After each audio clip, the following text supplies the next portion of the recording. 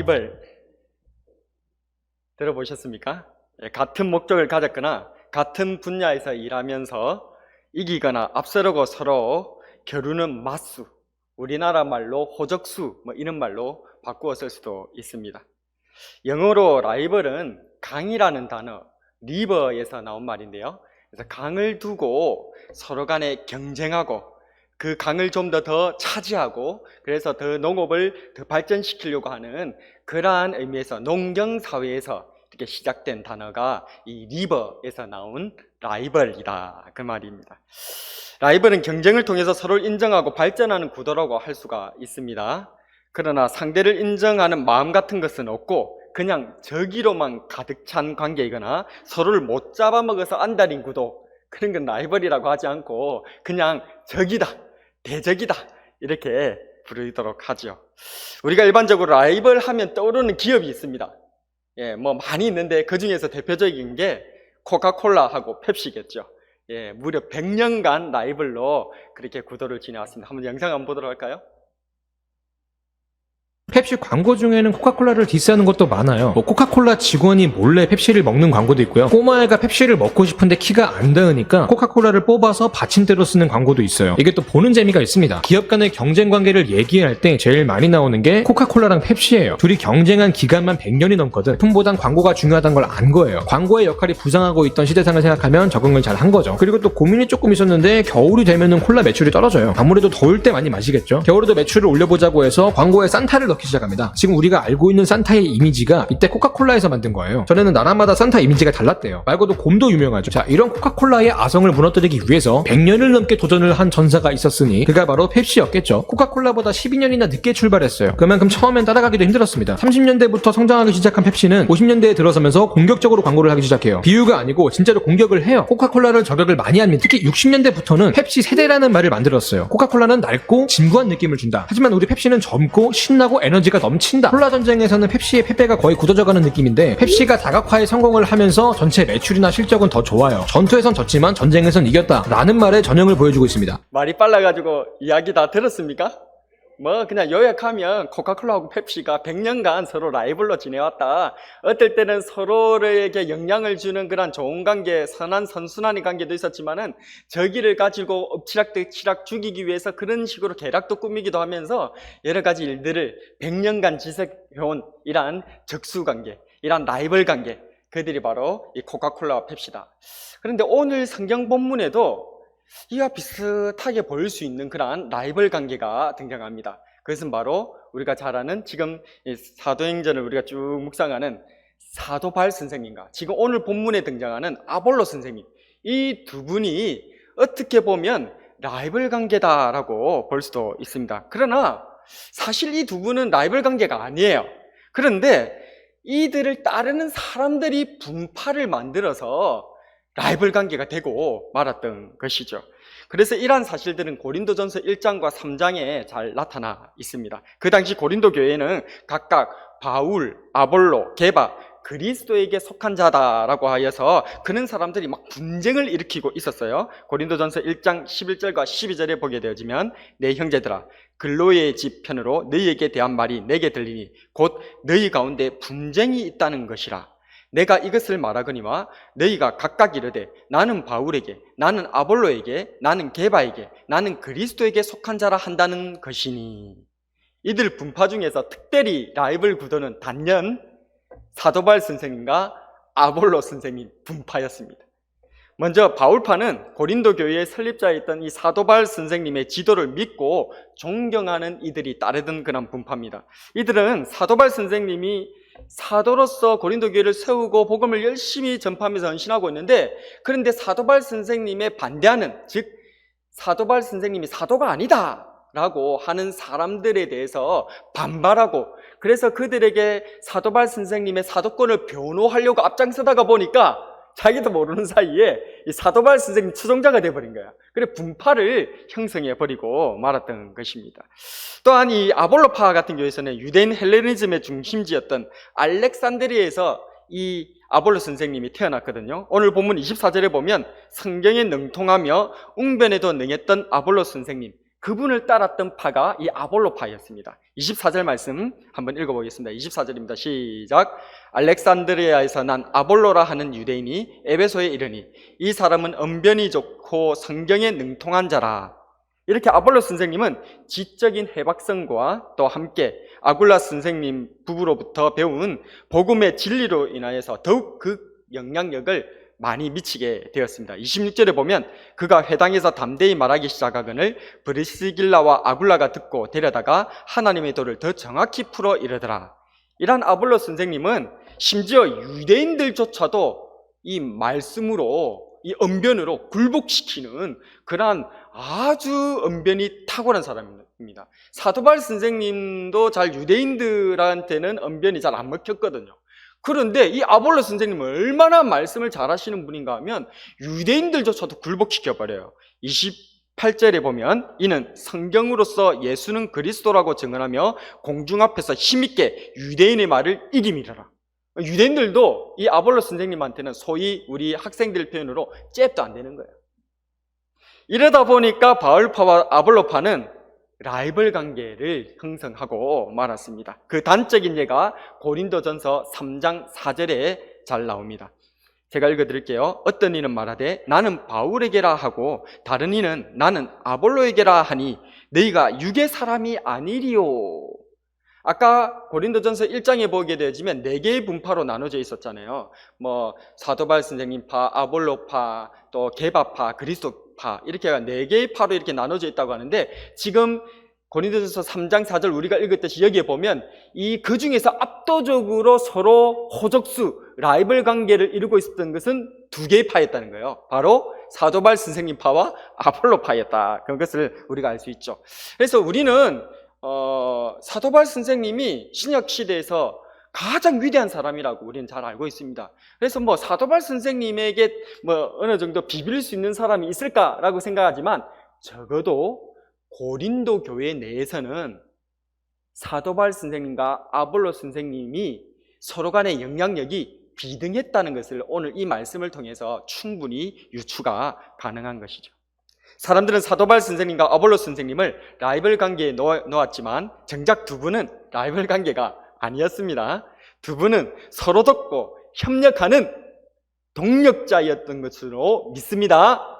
사도바울 선생님은 에베소에서 전도하시다가 거기서 떠나 가이사랴와 안디옥과 갈라디아와 부르기아 땅을 차례로 다니면서 모든 제자를 굳건하게 다져주셨습니다. 이처럼 사도바울 선생님이 이제 이 에베소를 떠나서 복음 전파를 해서 나갔을 때 그때 알렉산드리아에서 이 에베소로 찾아온 사람이 있었으니 그 사람이 바로 아볼로 선생님이십니다. 이 아볼로 선생님은 에베소에 와가지고 그의 천부적인 언변과 풍부한 학식에다가 더해서 성경에 능하기까지 한 사람이었죠. 아까 24절 읽어봤죠. 알렉산드리아에서 난 아볼로라 하는 유대인이 에베소에 이르니 이 사람은 언변이 좋고 성경에 능통한 자라. 그래서 사도바울 선생님이 에베소를 떠난 그 빈 공백에 이 하나님께서는 누구를 보내신 거예요? 아볼로 선생님을 또 보내주신 거예요. 그래서 복음을 전파하도록 한 것이죠. 그런데 아볼로 선생님한테는 문제가 그때 당시에 있었습니다. 그것은 바로 아직 그는 복음의 핵심을 완벽히 듣지 못하였습니다. 그것은 아볼로 선생님은 이때까지 예수님을 믿긴 믿었는데 세례 요한의 세례만 알고 있었던 거예요. 그러니까 예수님으로 인한 세례, 불세례, 성령 세례에 대해서 알지 못했고 듣지도 못하고 그것에 대해서 배워보지 못했던 거예요. 그러니까 그냥 세례 요한의 세례, 그것은 어떤 세례입니까? 회개의 세례였죠. 그리고 오실 예수님을 영접하도록 준비하는 세례, 그것이 바로 세례 요한의 세례 아니겠습니까? 그런데 이 아볼로 선생님은 그렇게 탁월한 학식과 성경에 능통한 그런 재능들을 가지고 있었지만 아직까지 이 요한의 세례밖에 알지 못했다는 것이죠. 그래서 아직 요한의 세례만 알고 있었던 아볼로 선생님은 브리스길라와 아굴라 이분들에게 배우게 됩니다.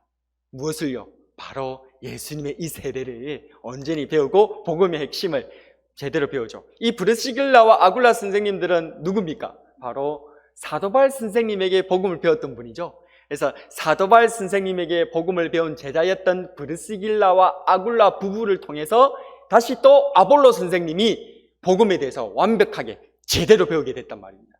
그렇게 완전히 그렇게 배우고 난 다음부터 이후로는 에베소를 비롯해서 고린도에게 교회에 이르기까지 엄청난 복음의 영향을 미쳤던 분, 그분이 바로 아볼로 선생님입니다. 이렇게 아볼로 선생님이 브리스길라와 아불글라를 통해서 복음의 진수를 깨치고 사도바울 선생님이 부재 중인 이 에베소 교회를 잘 이끌고 있다가 고린도로 이동하게 되죠. 이때 사도바울 선생님은 윗지방 아까 그렇게 떠나가지고 거기서 복음을 전파하고 있다가 다시 에베소에 도착하게 됩니다. 그때는 지금 이 아볼로 선생님이 고린도로 떠나고 에베소에 없는 상태예요.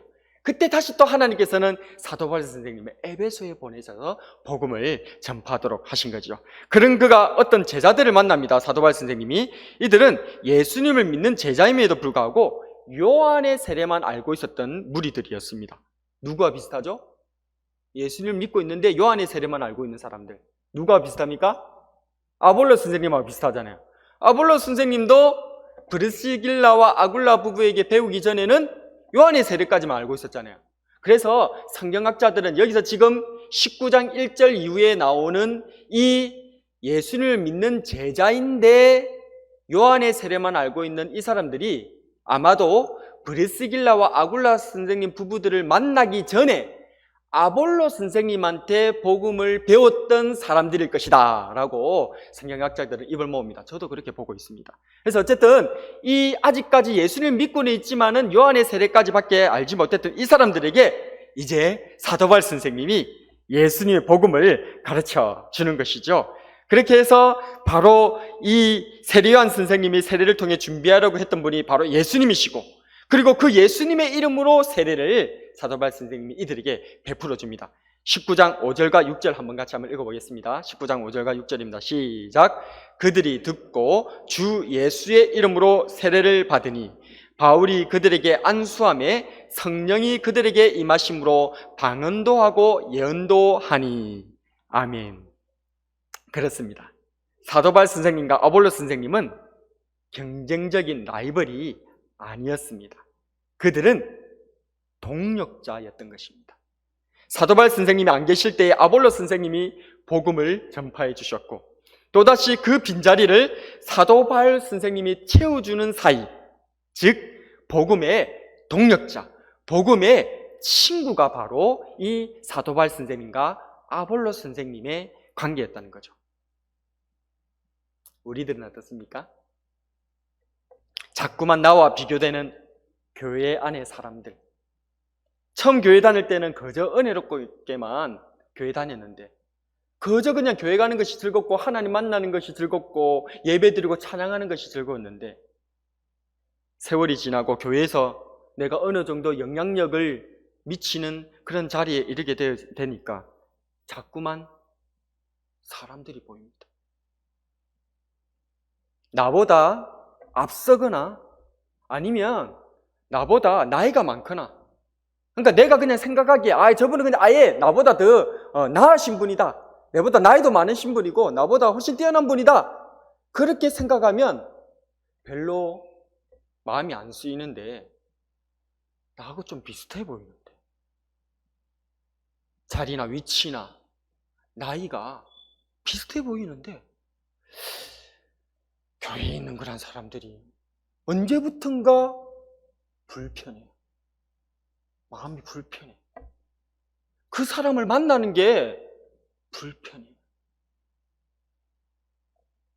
선의의 라이벌이라면 그나마 더 좋을 수 있겠지만, 대소사에서 의견이 종종 그 사람과 부딪히거나 사람들이 내 말에 응원을 안 해주고 도리어 그 사람의 말에 응원해주고 그 사람 편을 들어주는 그런 일들을 경험하게 될 때에 내 마음속에 정말 뭔가 말로 표현할 수 없는 불편한 감정이 꿈틀꿈틀 되는 것을 느끼진 않으셨습니까?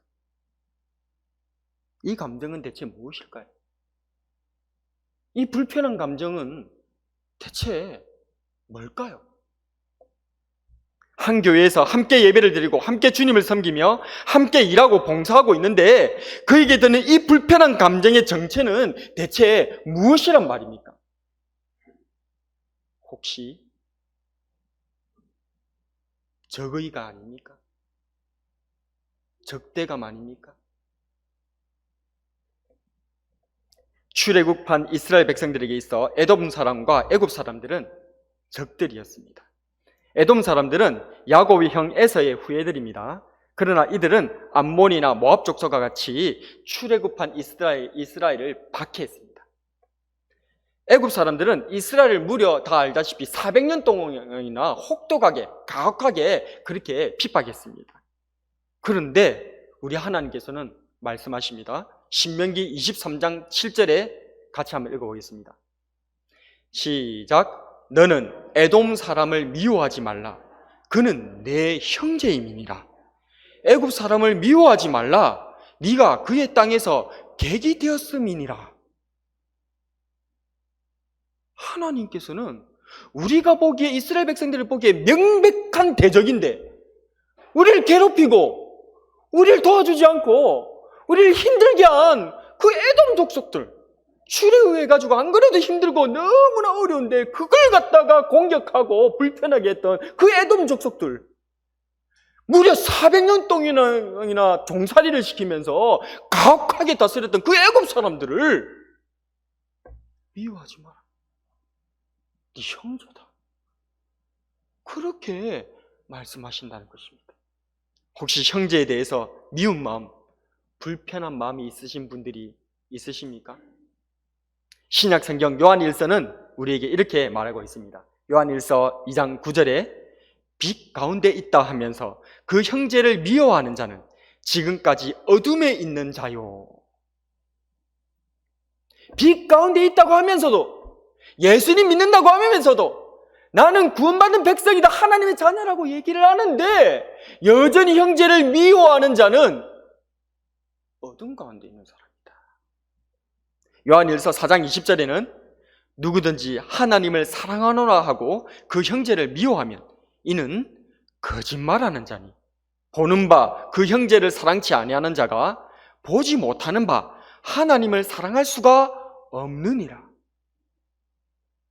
우리의 마음속에 형제를, 자매를 같이 하나님의 교회를 섬기고 있는데 마음에 불편한 마음, 그것을 넘어서 심지어 미워하는 마음들이 나도 모르는 사이에 자리를 잡는다면 나는 하나님 믿는 사람이 아니다, 그 말이에요. 주님의 그 빛 가운데, 은총 가운데 들어간 사람이 아니라는 것입니다. 여전히 캄캄한 어둠 가운데에서 빠져서 어딘지를 알지 못한 채 헤어나오지 못하는 더듬 이것이 친구인지 적인지 알지 못하고 앞에 있는 것이 무엇인지 두려워서 그냥 주먹으로 때리고 치고 그렇게 미워하고 두려움에 빠져있는 그런 존재에 불과하다는 거예요. 아직까지 나는 빛 가운데 들어가지 못한 그런 사람이라는 거예요. 심지어 요한일서 3장 15절에서는 그런 사람을 살인한 자다라고 표현하고 있습니다. 그 형제를 미워하는 자마다 살인하는 자니 살인하는 자마다 영생이 그 속에 거하지 아니하는 것을 너희가 아는 바라. 성경의 말씀은 단호합니다. 우리가 적절히 피해갈 수 있는 구멍을, 여지를 하나님은 주지 않습니다. 우리가 함께 하나님을 믿는다 하면서, 함께 우리가 예수를 믿고 같이 한 교회에 섬긴다고 하면서 아직까지 형제와 자매에 대해서 마음이 불편하고, 그 사람이 있으면 이쪽에 앉으면 저쪽에 가고 싶고, 저쪽에 앉으면 이쪽에 가고 싶고, 왜 내가 자꾸 앉으려고 하는 쪽에 크게 앉아있노?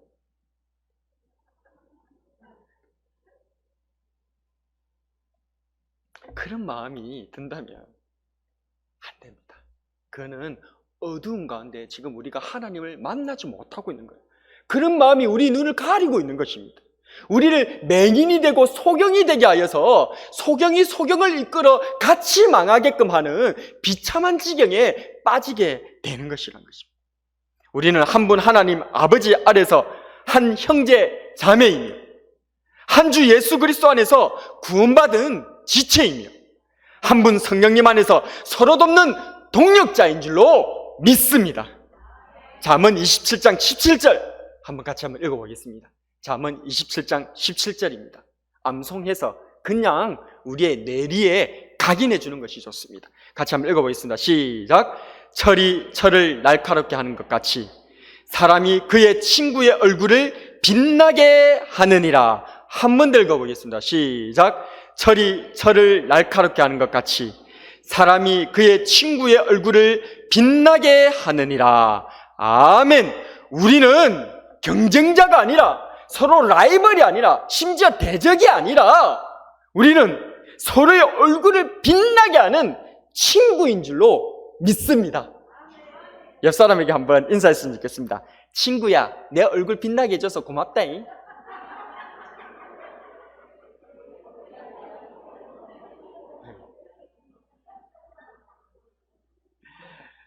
예, 친구가 내 얼굴 빛나게 해주는 거예요. 그런 친구가 되는 게 얼마나 감사하고 아름답습니까?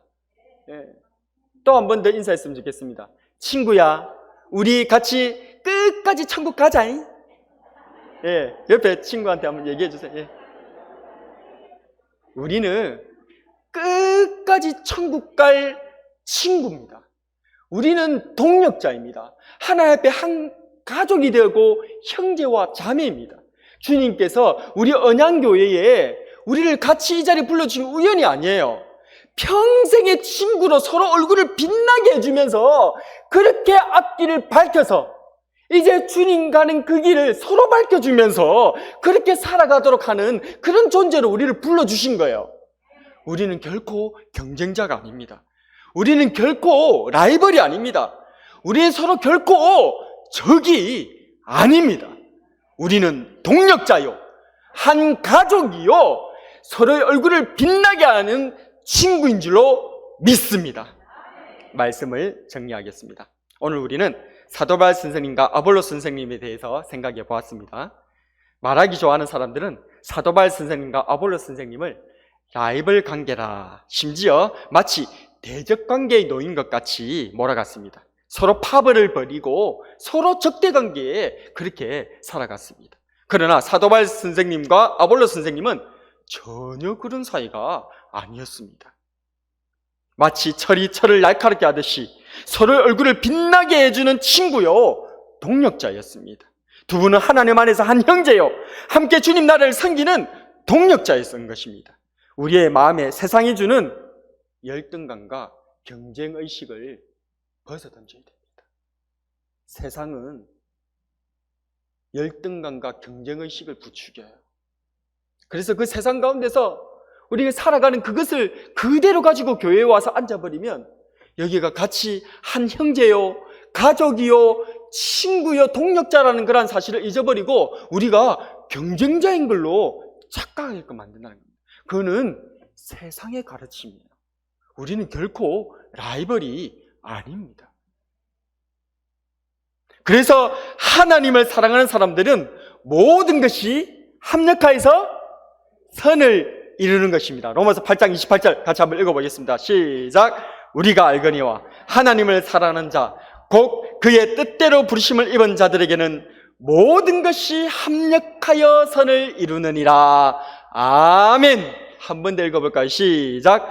우리가 알거니와 하나님을 사랑하는 자, 곧 그의 뜻대로 부르심을 입은 자들에게는 모든 것이 합력하여 선을 이루느니라. 아멘. 서로의 얼굴을 빛나게 해주는 친구, 합력해서 선을 이루는 동력자로 살아가는 저와 여러분이 되길 주님의 이름으로 축복합니다. 오늘의 한 줄 설교 요약: 경쟁이 아니라 빛나게 해주는 사람이 되자.